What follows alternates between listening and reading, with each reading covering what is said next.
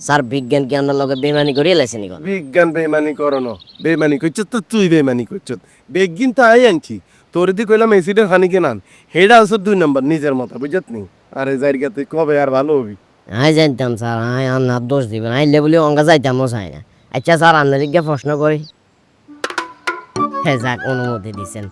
sir প্রশ্নটা হইলে, আপনি যেহেতু একজন বিজ্ঞানী মানুষ,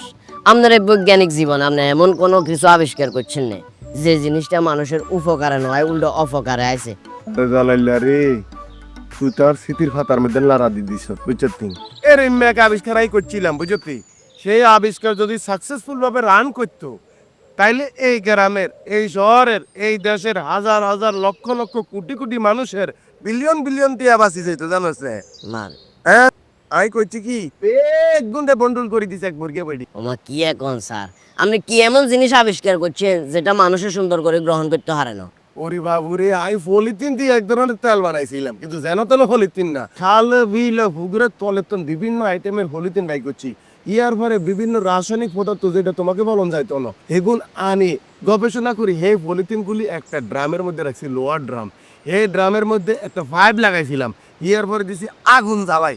একদম যে সু সু সু সু সু সু সু সু তেল বাইর হয়েছে এই তেল হচ্ছে এক অন্য ধরনের তেল